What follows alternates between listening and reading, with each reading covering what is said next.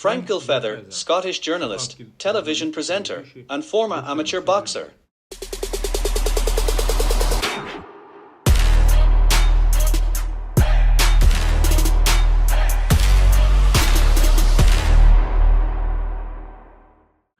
Frank, it's a pleasure to welcome you to my YouTube channel, Viktor Yardamov's Boxing Studio. Many people know you from your Instagram page, where at 79 years old, you're in incredible shape. I'd love to get to know you better. Could you tell us where you're from, and how you first got into boxing?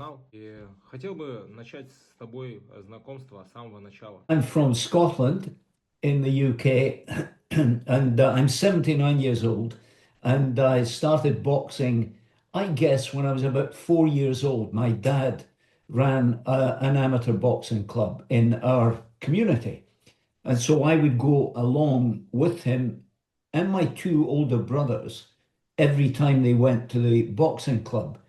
And I just kind of fell in love with boxing, and I never left the gym. I kept on going until I was a competitive boxer for many years, but I gave up when I was 21. I boxed for Scotland 17 times. I'd won national and regional titles. And at the age of 21, I thought, right, I need to do something different now. And that's what I did. Retired when I was 21 from competitive boxing, but I still trained. I just had it in my mind that there's more to life than boxing, and so in time I became a journalist, and I was a journalist for 56 years in newspapers and then radio and television. So that's my story, and I only started doing the social media stuff around about 2 years ago, and it just took off like wildfire. How many fights did you have during your boxing career, and who were some of the most well-known or respected opponents you faced? Roughly 200 fights, because, as I have to explain to young boxers today who don't have as many contests, in my day you were boxing somewhere in the country or your region, maybe 2 or 3 times a month. And sometimes when you boxed in the championship events, if you reached the final, as I did every time, and usually won, you would box 3 times in the one night. So, that's how it mounts up. And then, of course, when you traveled abroad, when I went with Scotland to Italy and Bulgaria and Denmark, you were boxing on a Thursday and again on a Saturday. So during during those few days that you were away from home in another country, you boxed twice. And for that reason, the number of contests just began to increase and build up.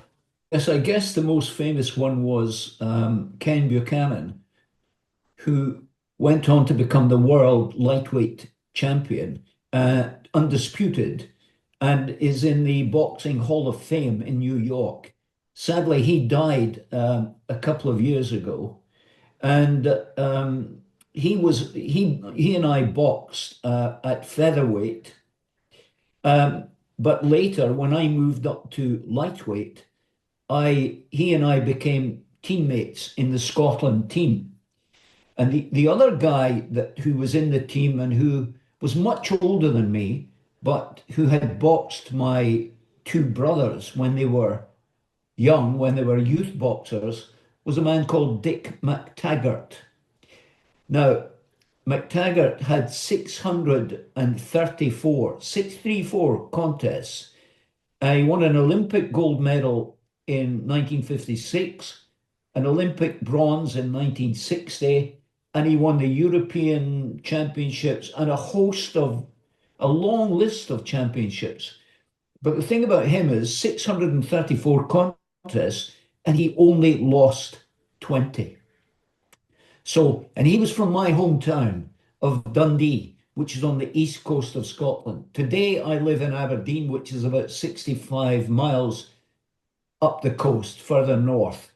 So these were probably the two most famous boxers who were around in my time, but there were many, many good ones who boxed at a very high level, as I did.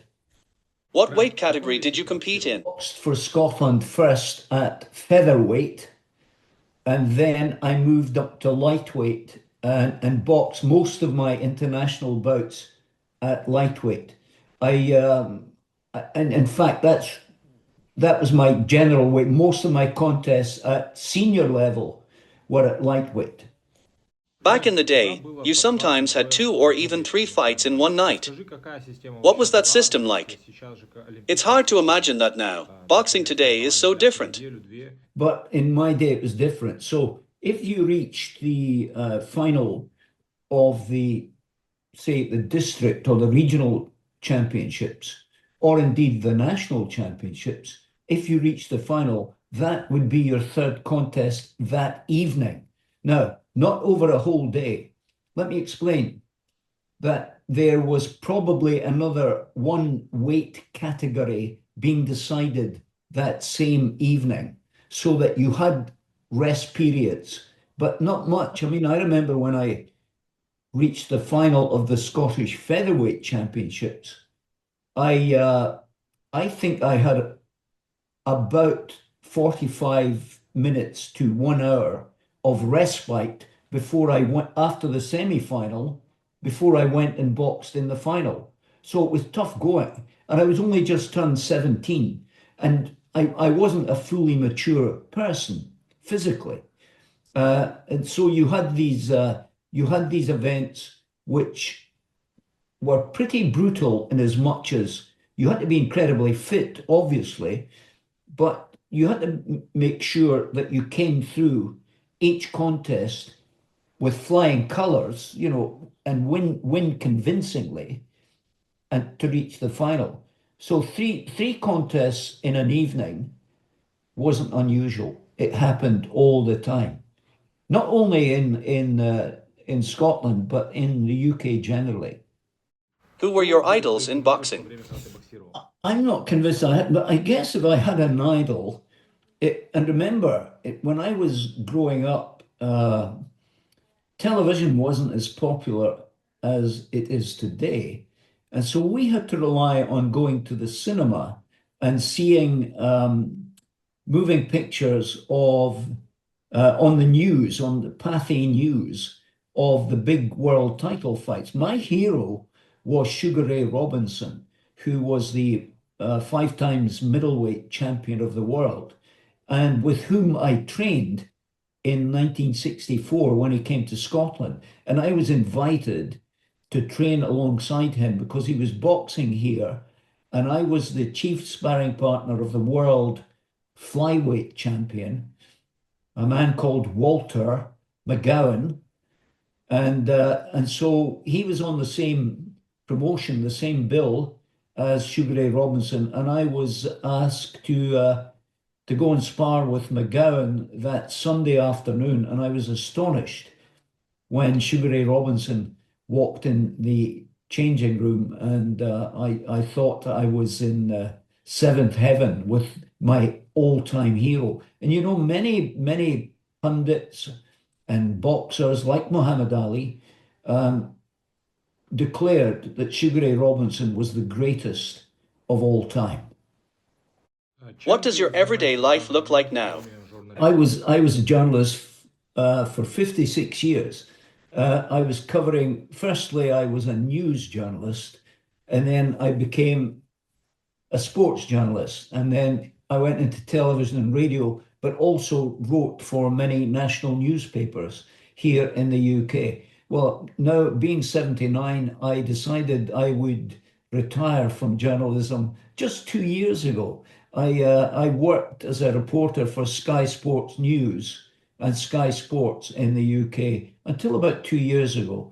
And then this social media phenomenon blew up in my face, as it were, because within 2 years, well, certainly on Instagram, within 18 months, I went from 170 followers to 512,000 followers.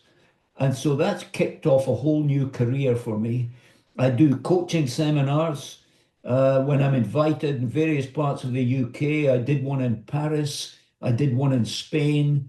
I love doing these and engaging with young boxers who are keen to learn, and that's good fun for me. But I think probably this podcast, this interview that I'm doing here right now, is probably about the 24th or 25th one I've done in the last 2 years.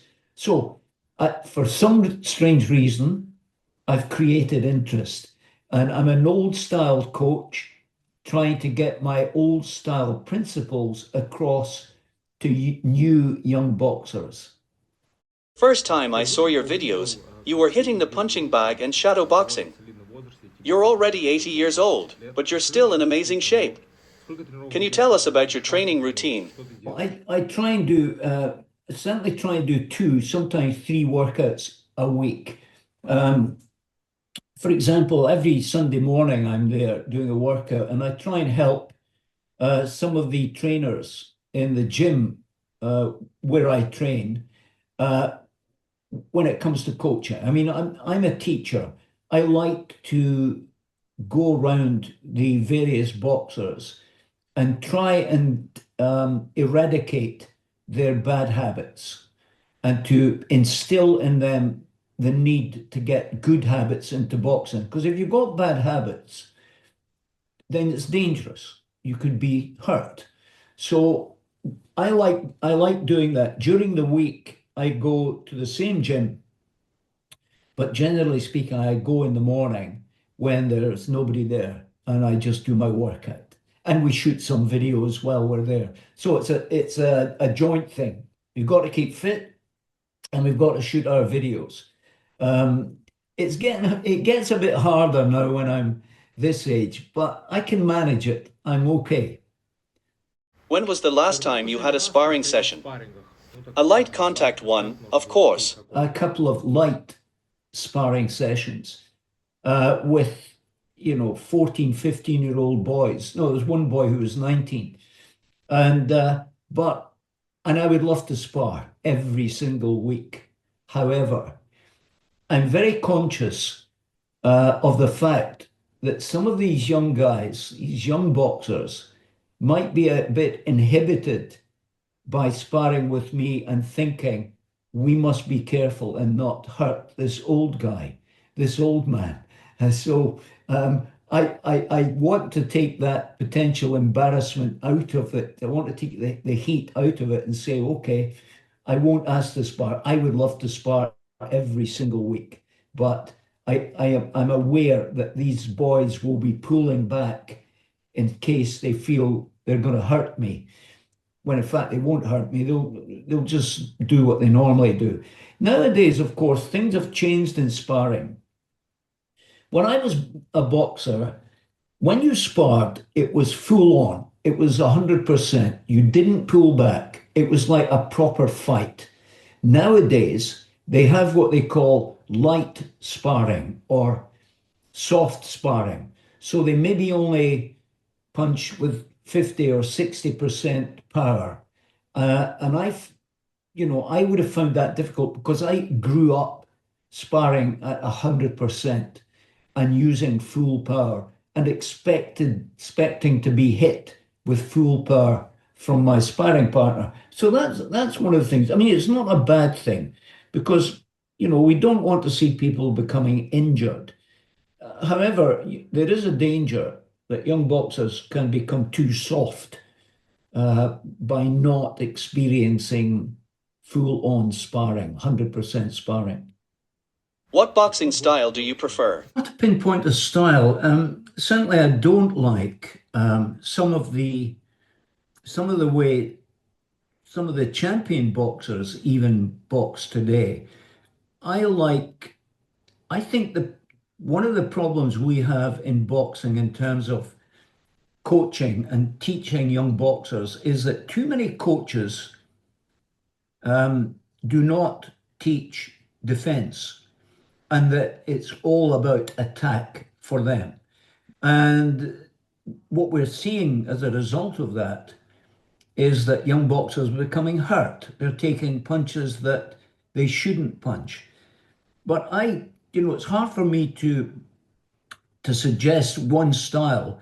I certainly like the style which offers a great deal of variety in punches and but the main thing for me is that the boxer should be able to box with his brain, right? And it's not all about brawn and attack and aggression. It's about style and the science of boxing and the intelligence of boxing. That's the style I like to see.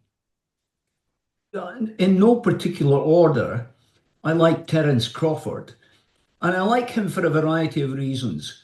And one of which is that he's quite a humble person. I like that in boxers. I love Dmitry Bivol, and I predicted he would beat, on two occasions, he would beat Beterbiev. And the other one I like, and I'm a big fan of Alexander Usyk. Now, the reason I say that is because he's a heavyweight champion of the world, but he behaves like a proper gentleman. He is not like some of the fighters that we've seen, like Tyson Fury, who has moronic behavior and behaves like a thug and a bully. And Usyk is the opposite to that. And that's one of the things. See, I like boxers to have all the skill, all the science, all the technique, but more importantly, I like them to be good people. So I would say that Bivol, Usyk, Terence Crawford, they're among my favorites. I've seen your photos with Bivol and Crawford, and Usyk reposts your stories. Are you familiar with them? Have you met them? I met Bivol in the morning after he beat Beterbiev in February in Saudi Arabia. I met Bivol the following morning. He was staying in the same hotel as me, and I found him a really proper gentleman, a man who was humble and had wonderful manners. Because I'm dying to meet him. I didn't get to meet him in Saudi, and I just learned the other day that he left. He left before one of the fights that I'd gone over to the area where I knew he was sitting, but he wasn't there. So that's one of my big ambitions is to meet Usyk because he's very kind to me. He follows me on Instagram. He likes lots of my videos, and he's reposted two or three of them. So I am indebted to him.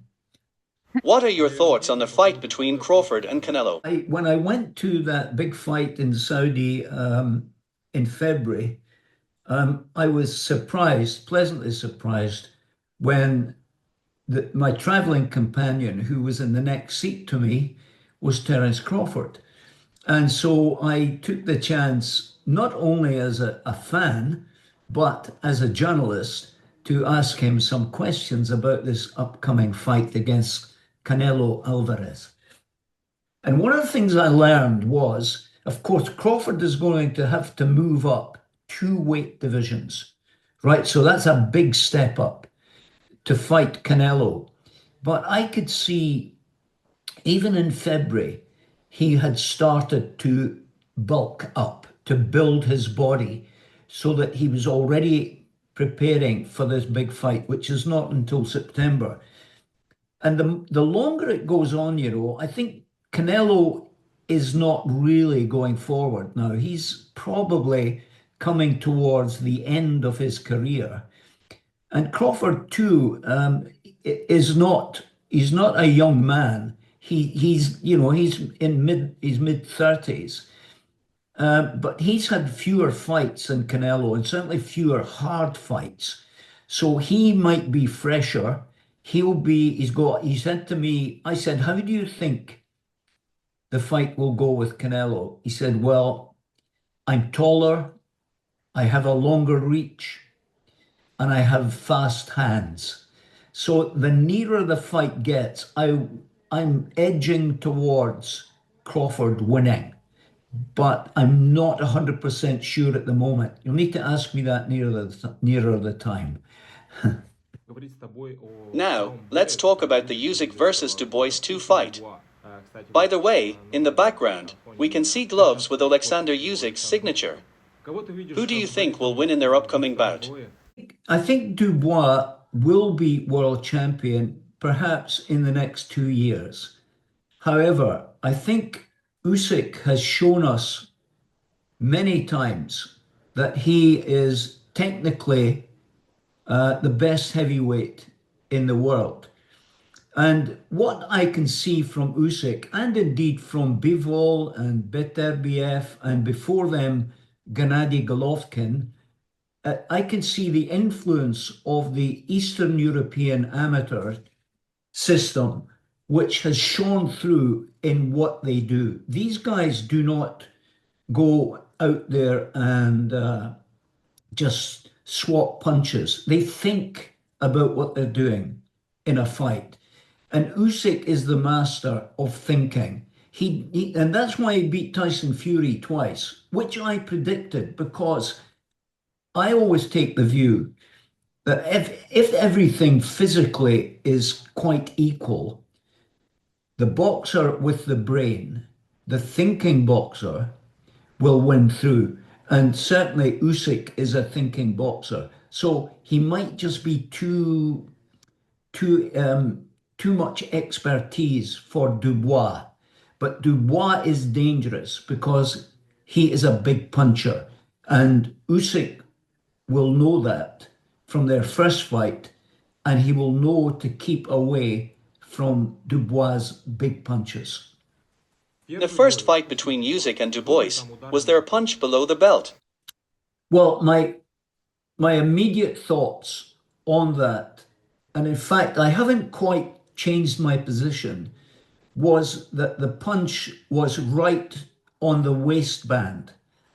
Now, clearly, Usyk was hurt, and he did the right thing. That's another thing about him. He was very clever. He decided he would accept the rule which allows a boxer who has been hit low, below the belt, to take 5 minutes of respite to get himself back in the fight. And so he went with that. I think he didn't take 5 minutes, but I think something like 3.5 or 4 minutes he took. But I've looked at that punch over and over again. I think it was right on the waistband of Usyk's trunks. Now, I've seen worse in professional boxing, and yet boxers have gone unpunished by hitting low, or they've been given a warning or whatever. Dubois, I think if I'd been in Dubois' corner, I would have accepted that the punch was legal. I would have thought the punch was legal. But Usyk took full advantage of the rules. And of course, what we know now is that he came back and he defeated Dubois. But that's the kind of thing he's going to have to look out for next time when they fight. Who do you think could pose a challenge to Usyk, aside from Dubois? The obvious one is Dubois, and they're going to be boxing in July in London, and of course that's what Usyk and Dubois will be concentrating on at the moment because it's not very far away. But you raise an interesting question because it's difficult to see who is coming up in the heavyweight division just now. For me, there aren't any shining stars apart from the current crop.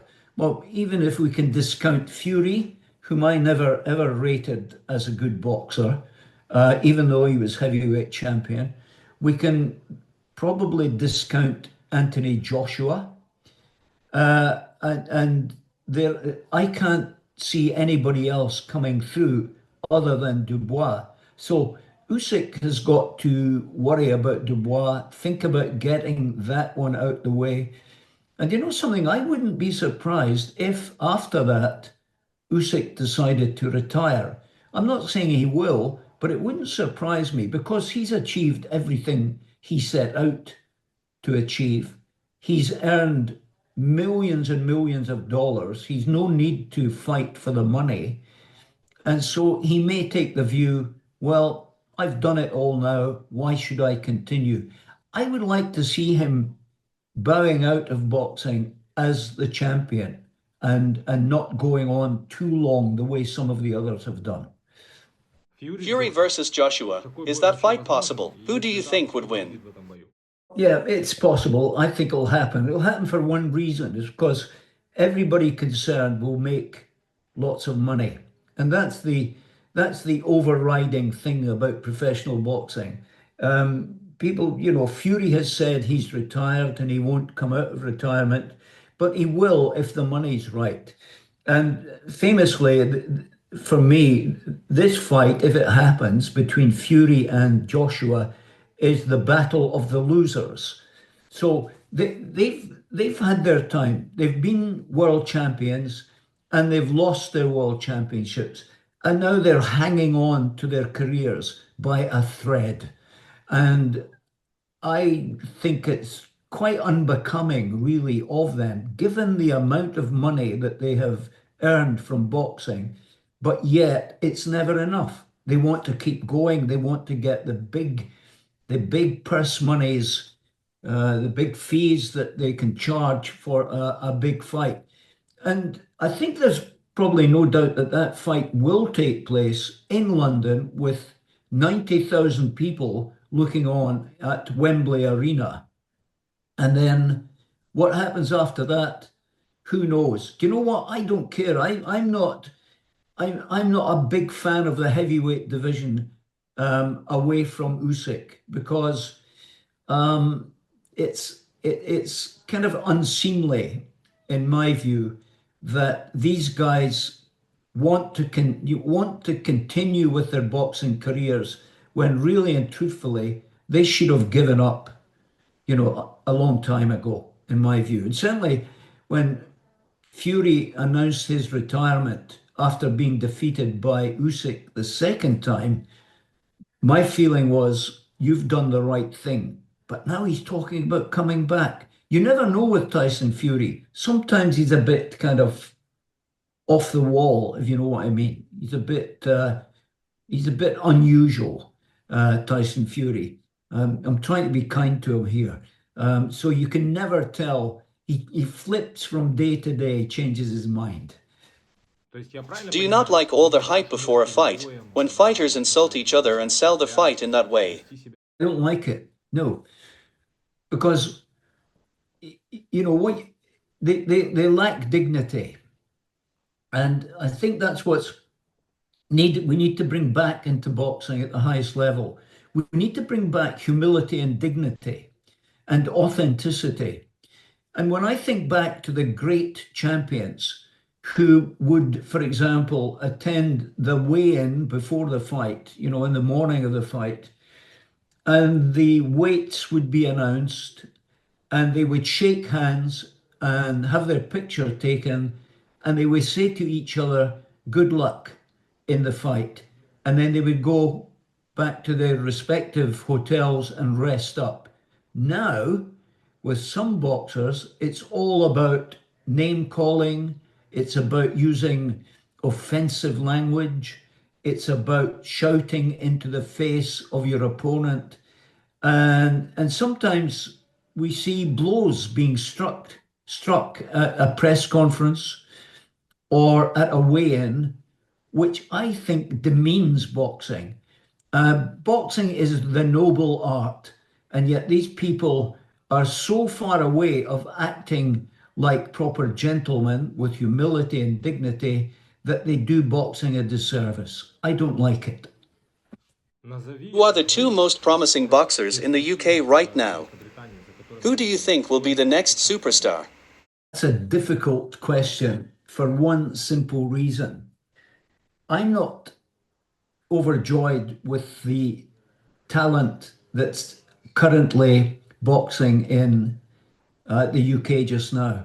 I think what we've seen is a diminishment of standards in the last 10 or even 20 years, where you haven't got people good enough to challenge for world championships and so on.